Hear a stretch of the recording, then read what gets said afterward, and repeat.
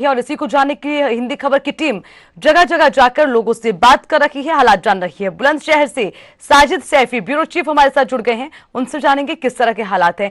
साजिद, क्या देख पा रखे हैं ठंड को लेकर, किस तरह के हालात, क्या कुछ लोगों का कहना?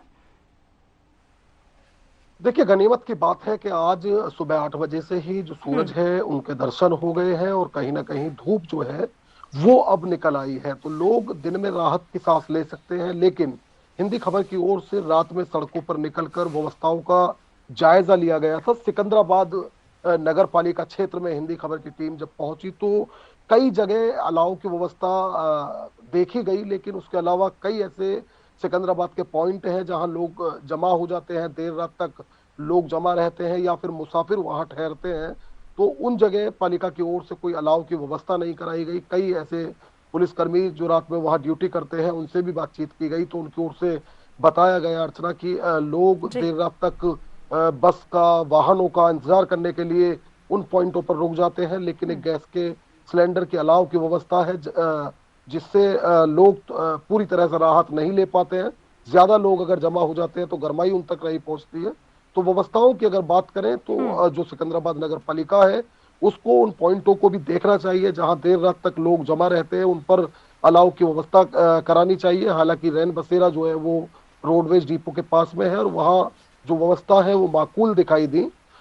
जिस तरह से मैंने आपको बताया कि सुबह के वक्त आज 8 बजे ही धूप निकल आई है, तो लोग दिन में राहत की सांस ले सकते हैं। लेकिन जिस तरह से शाम होते ही स्मॉग और फॉग, इनका मिश्रण जो धुंध पैदा करता है, तो उससे जो हाईवे है, जो स्टेट हाईवे हो, नेशनल हाईवे हो, उन पर हादसों की खबर बढ़ जाती है। लोगों को सावधानी भी बरतने की जरूरत है। और ये कह सकते हैं कि दिल्ली और दिल्ली एनसीआर के आसपास का क्षेत्र फिलहाल ये डबल अटैक झेलने को तैयार रहे, क्योंकि लगातार रात के वक्त कोहरा भी दिखाई देता है, उसके साथ जो वायु प्रदूषण है, स्मॉग, वो भी कहीं ना कहीं बढ़ रहा है। अभी भी अगर आप देख पा रही हो तो सीधे तौर पर जो धुंध है वो दिखाई दे रही है। हालांकि जैसे जैसे धूप बढ़ रही है तो धुंध अब छटनी शुरू हो गई है अर्चना। ठीक है, साजिद बने रहिएगा, हमारे साथ कंचन अरोड़ा हमारे संवाददाता जुड़ गई हैं, उनसे भी कंचन बने रहिएगा। साजिद सैफी भी हमारे साथ है, उनसे भी जानकारी लेंगे। साजिद, जिस तरह से कंचन से हमने जाना,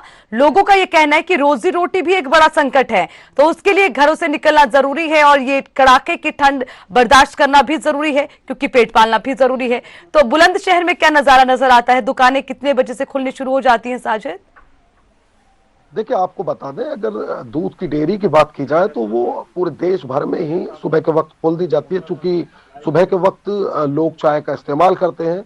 जिस तरह से कोरोना काल अभी भी चल रहा है और देश ने एक बड़ा लॉकडाउन झेला है, तो उससे कहीं ना कहीं जो आर्थिक संकट है वो भी देश पर मंडराया है। ऐसे में कुछ ऐसे लोग पाए जाते हैं जिन्हें 2 जून की रोटी के लिए सुबह के वक्त ही घर से निकलना होता है। उसके अलावा जो आवश्यक ड्यूटी में लोग होते हैं जी। उन्हें देर रात तक सड़कों पर रहना होता है, सुबह के वक्त अपने ऑफिस के लिए निकलना होता है। तो ये वो तमाम लोग हैं जिन्हें बेहद सावधानी बरतने की जरूरत है।